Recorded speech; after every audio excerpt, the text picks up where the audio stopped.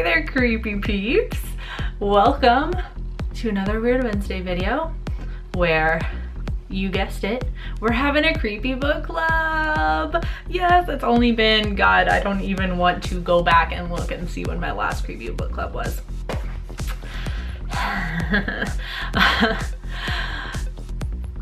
Despite how many weeks or, oh my God, months maybe it has been since I've done a creepy book club, I have been reading a lot. So I have a lot of material to do lots of creepy book clubs in the coming Wednesdays.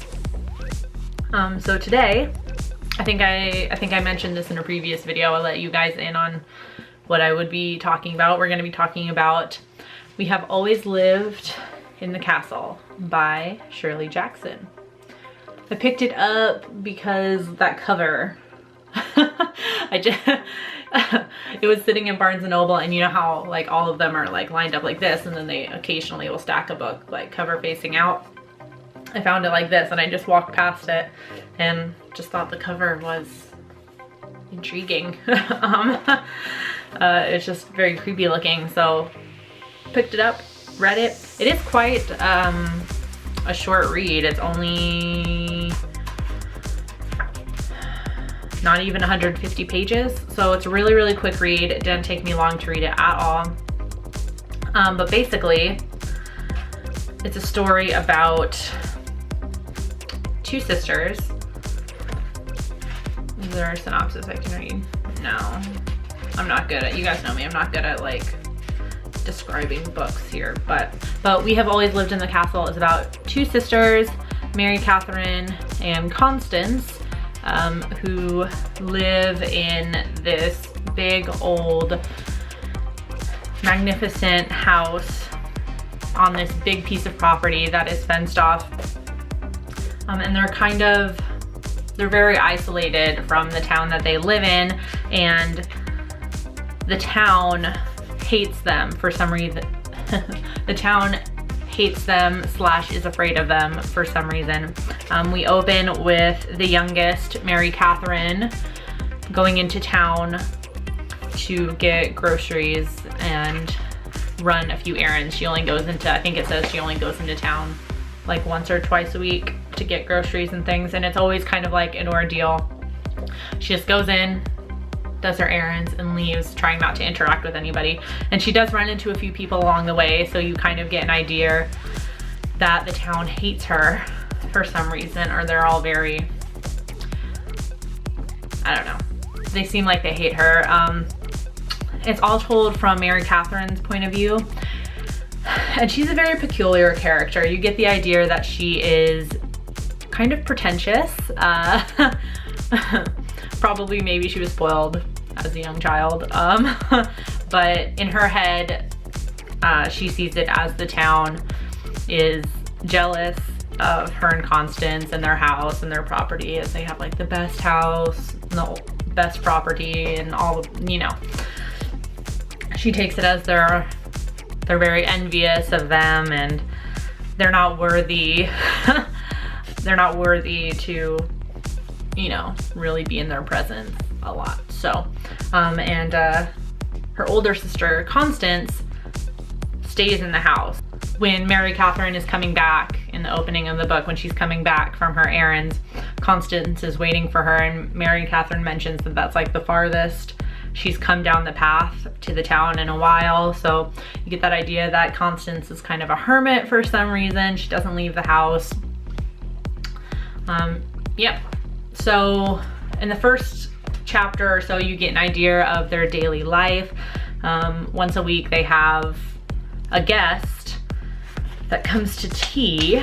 Mary Catherine and Constance also live with their Uncle Julian, who is wheelchair bound after an accident that they talk about in the book, where their entire family was murdered somehow. Their Uncle Julian is kind of losing his marbles a little bit, and he is always recording down evidence and things from that night where their family was murdered a couple years ago, not that long ago in the book, but where their family was sitting down to dinner and somebody had laced the sugar with arsenic, sprinkled it over some berries, and those that ate the berries, or those that put the sugar on their berries, died. Uncle Julian only had a little bit of sugar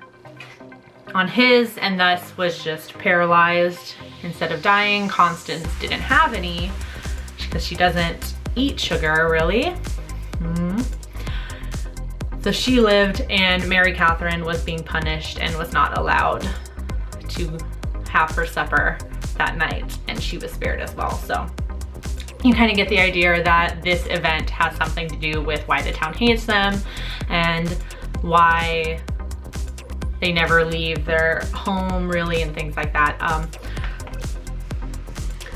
So you get the idea that Constance is kind of keeping herself in the house for a certain reason, and visitors come by and they're always talking to her about, you know, maybe it's time you left the house and saw the world and things like that. And one of their cousins comes by, Charles, and he kind of has it in his head to get Constance out of the house, and Mary Catherine instantly doesn't like him. This all leads up to the climax of the book where there is a fire in the house, and the town kind of takes advantage of this, and after the firemen put the fire out in their house, they begin trashing the house. The sisters are hiding away in the woods somewhere. Unfortunately, their Uncle Julian passes away during this time, and so it's just the two of them, and they clean up like the salvageable parts of the house, like the kitchen and like the pantry and Uncle Julian's room and stuff like that, and they literally just lock themselves away in this now like horribly burnt out and disfigured house. They lock up all the shutters and they say they're never coming out again.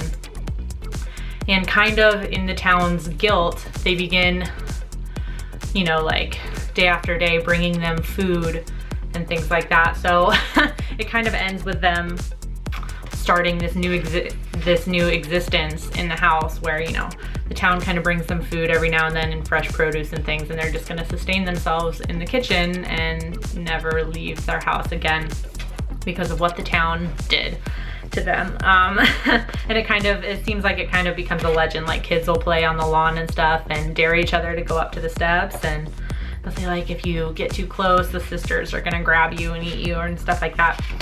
But it is revealed, spoiler alert here, it is revealed that Mary Catherine is the one who poisoned the family. You get that idea early on, at least I did, from like the foreshadowing and clues that Shirley Jackson leaves in the beginning.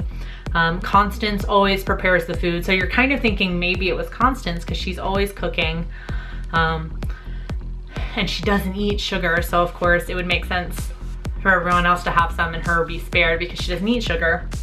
But since it's told from Mary Catherine's point of view, she says constantly like, I'm not allowed, like she's not allowed to touch certain things in the kitchen, like she's not allowed to touch the food, like prepare the food or anything like that, among other things that kind of clue you in.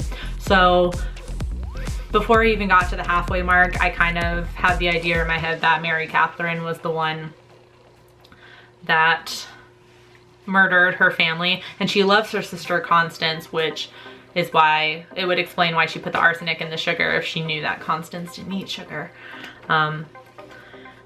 But Constance was blamed for it, and she did go to trial.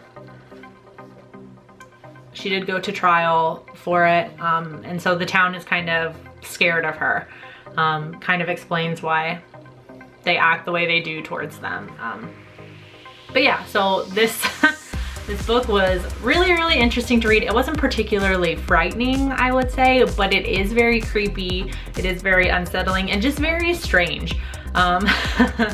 It's kind of weird reading this. I don't really understand like what time period this is supposed to be set in or anything like that. Like it's really just a very strange story, but highly recommend it. It's very interesting read. Definitely a good thing to read on like a rainy weekend or something like that. And you could definitely finish it in a weekend. Like I said, it's less than 150 pages long. If you get like rained in one weekend, there's a big storm or something like we're having right now, like tropical storm Colin or whatever is messing everything up this week, then this would be the perfect time to sit down and read this for sure. If you've read We Have Always Lived in the Castle, let me know what you think about it in the comment section down below. And as always, feel free to leave suggestions for future creepy book clubs or just Weird Wednesdays in general in the comment section down below. If you did enjoy this video, please give it a thumbs up and feel free to subscribe to the channel if you'd like to see more of my face and hear more of my voice. And thank you if you were subscribed already. Until next time, stay strange. Bye. There's an instance, oh jeez. Let me just kick the tripod really quick.